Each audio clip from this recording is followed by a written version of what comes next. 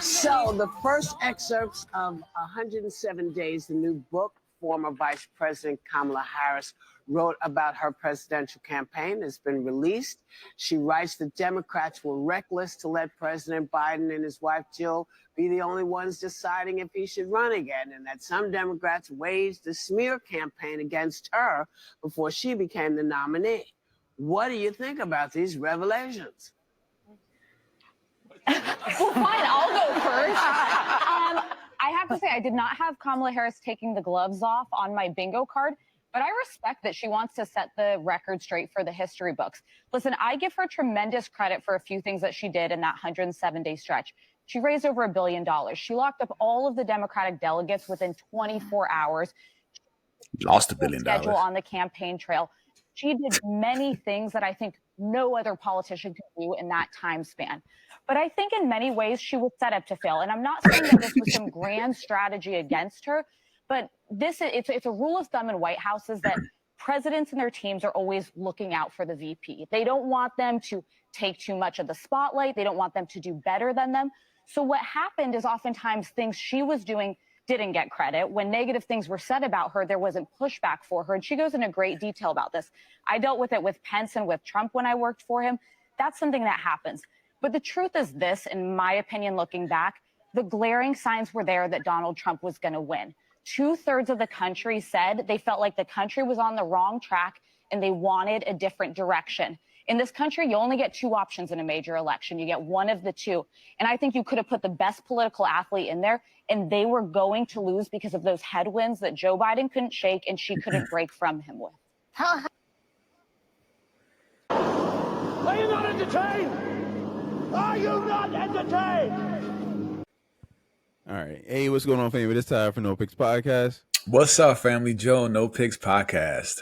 All right, Joe. So initial thoughts. So I want to play a couple different clips. So this is the first section I wanted to play.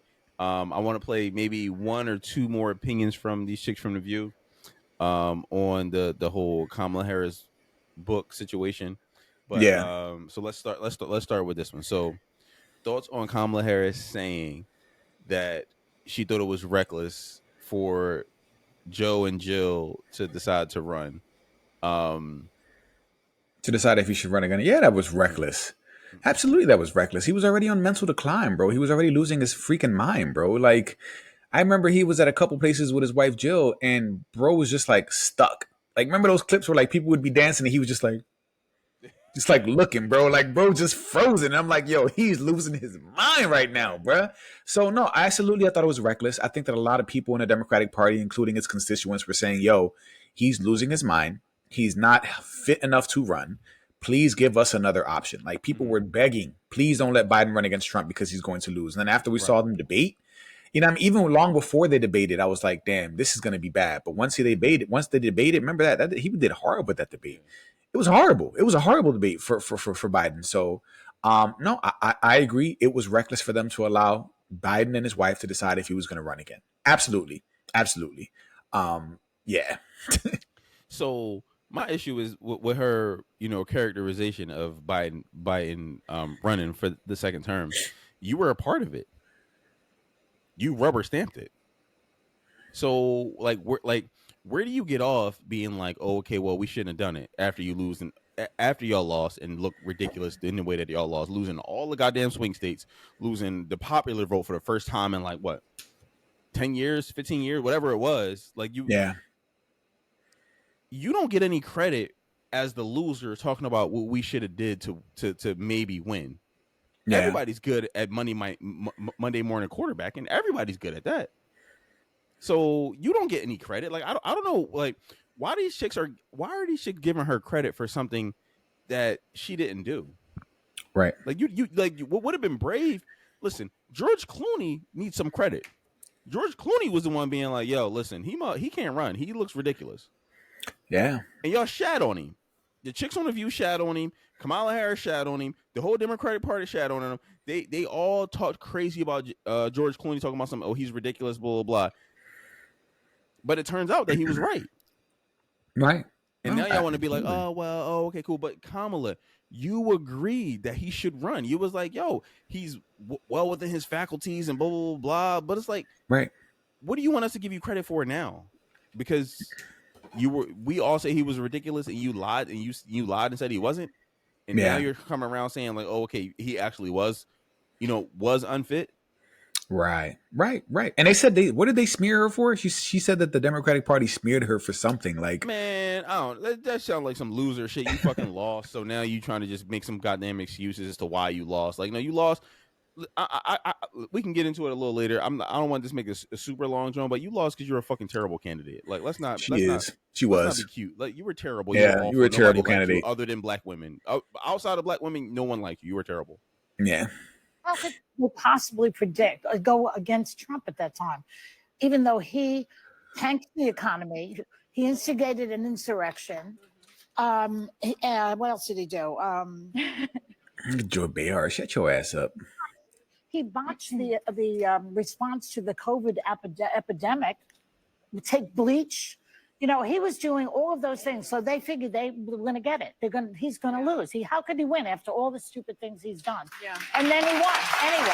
We have to listen to the voters. I mean, and who would have predicted that Elon Musk was going to put $250 million into Trump's campaign? Yeah. And that Jake Tapper, to name one, would write a book about how infirm poor Joe Biden was. That was already after he lost the election. He didn't do that. So you blame it future shit. Like, why not? Like, now you Nostradamus now? Like, whatever, bro. Like, how about this guy? He doesn't look that healthy to me. I don't she see raised that $1 billion, though. Now, I mean, there was plenty of money on the Democratic side. She too. did a phenomenal job. She also just raised the morale. No, she didn't. It went from this doom and gloom to this bright light of hope, which is, when you think about it, hope is what Obama ran on. People want hope. They don't want pause. dark and nothing. Hold on, because they're saying a bunch of nothing, and it's frustrating me, right? She was the light of hope. What light? When she did her press tour, she said she would literally do nothing different than Biden has done. Mm-hmm. When she was on what show? I forgot what show she was on. They were like, if you would do anything different that Joe Biden has done during his time as president, what would you do differently? And she said, nothing. It was a View. She was on a View. She was on a View. Oh, yeah. She said nothing. Light of what hope? She offered nothing new. The only thing she offered was, I'm not Trump. And that's all they kept running on. I'm not Trump, and and you guys can keep having abortions if you vote for me. You know what I mean? Like, that was it, bro. Like, you guys can get your abortions, and I'm not Trump. And so I don't understand. What light? What hope? People didn't even want her to run. People were saying, give us a choice to figure out who we want to vote for. Like, don't just toss her up. Obama didn't even endorse her when she first dropped. When she first came out, do you remember that? The Obama didn't even endorse her initially. Yeah. He waited for that. Because I think in his heart, he knew she wasn't going to win. He was like, this was a terrible choice. Man, get out of here, bro. She was so unlikable, bro. Like her mannerisms, the way she spoke. She's fake. It was just like, bro, let's keep playing the rest. But yeah, my bad, yo. No. Listen, I'm here for it. Lord. But the thing I think she got right there, she was talking about, she says it was reckless to leave this decision to run again to Joe and Jill Biden and the people around them. And I said repeatedly, right here, over and over again, it seems like people are too close to this situation. And it wasn't about his mental stability, because she even says in there, he was amazing. She writes very clearly. She wasn't hiding anything. Yeah, but that was the perception that people had because of people like I just mentioned. Well, but you could conflate two things. She addresses his debate performance and says that he was tired. He'd been on 2 trips. But my point here is, being the president of the United States is the most consequential job in the world. If you think someone is going to be tired or not going to be able to handle it, you put your best person in. So I would say that it was always up to the people around them. And I didn't know until her remarks how separated the vice president and the president's teams are. I think this country deserves better. This is not an ego trip where someone gets credit, someone doesn't. You're a team or you're not a team. Yeah, I think your point, Sarah, I only read a chapter of the book so far. Can't stand Sonny. Really was revelatory. She really gave a lot of insight into what was happening during those 107 days. And what she wrote was that when polls indicated that I was getting more popular, the people around him, Biden, didn't like the contrast that was emerging. None of them grasped that if I did well, he did well. And so it was it was the machine was working against her when they should have been working for the country and for the party. Well, that's her perception. And that's unfortunate. That is her Well, perception. I think she was living it, and I also think one of the things that she says, in retrospect, everyone was saying it's Joe and Jill's decision, and she was saying that as well. And she says, in retrospect, it was reckless because the stakes were simply too high. Look at what we are dealing with now as a country. Exactly. The stakes were too high, and the last thing that I will say is she herself said that all the people in the White House, she was in the worst position to make the case for Joe Biden to step aside because it would have seemed poisonously disloyal. It wasn't her And we place. know that Joe Biden demands loyalty, and he gives loyalty. And so I think she's a very loyal person, and I think that is why she didn't say anything. Yeah. Sounds like a lot of complaining, a lot of, looking back and be like, oh, we should have this, we should that. Listen, these chicks on The View, Joe, were the main ones talking about how fit Joe Biden was. Now y'all sitting here agreeing with Kamala, talking about some, oh yeah, he was maybe a little bit unfit, so they should have backed Kamala. How ridiculous do y'all sound? Like, how silly are y'all on this panel where y'all like sitting here talking about this? Y'all all laughed at everybody who even implied that he wasn't fit. Right. Now y'all sitting here talking about some, oh well, you mean maybe he wasn't fit and maybe they should have backed Kamala earlier. Yeah. How you have it both ways? Yeah, no, it was just a hot mess, bro. The entire her whole campaign, everything leading up to the point where she was appointed as the person who was going to be running against Trump, like all of that, it was just a hot mess off rip. And we knew she was going to lose. I don't know about the Democrats. They were confident in her because they picked her, but we knew she was going to lose. We knew that she had no energy behind her. Yeah, bro. I don't know, man. I don't know if they would have picked someone. I don't know if they would have won even if they picked someone who wasn't Kamala. Now that I look back at it, I feel like the Democratic Party had dug themselves into this hole that I don't know when they're going to get themselves out of it, right? And I feel like they were already starting to feel the heat from that. So I don't know who could have ran that would have helped the Democrats win. I honestly don't. Like, who could have ran and you think would have given Trump like a run for his money from the Democratic Party? Who? Not a single Democrat, bro. Not a single Democrat, bro. Who, bro? Their golden boy right now is Gavin Newsom. If you run Gavin Newsom on a national stage, bro, they will eat his ass for fucking lunch, bro. Of course. Because he has been so ridiculous on so many things, and California is a literal shithole. Yeah. Like, you see those videos of people just smashing up shit and being like, all right, well, ain't nothing gonna happen to us anyway because Gavin Newsom governor, and he's anti-law enforcement, so fuck it, we could just take whatever the fuck we want. Right. Businesses are just dipping out of California, bro. Like, if you're a business, why would you? You know what? I'm not even gonna go there. But there's nobody that they have. If you run AOC, she will get hurt.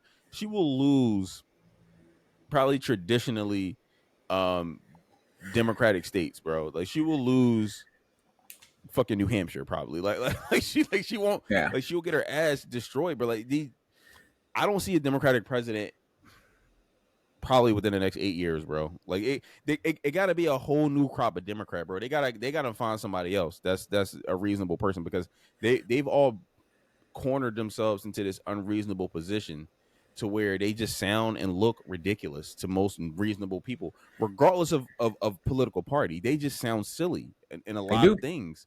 And it's like, who's gonna vote for you guys? Like, take the R away, take the D away, take the I away.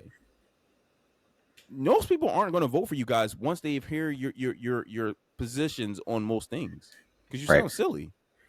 I agree, bro. I agree. So listen, I'm curious to see what else we learned from Kamala's book, because listen, I'm not going to read it, so I'm gonna have to hold social media to hope that people put it out there, because I ain't buying that book. She ain't getting my bread. I'm not gonna be burdened by that book. You know what I mean? Like, I'm good. Like, I'm good, bro. You gonna unburden yourself? Yeah, I'm burdened by by this book. Yeah. All right, let us know what y'all think, family. Like, comment, subscribe, and until next time. Until next time.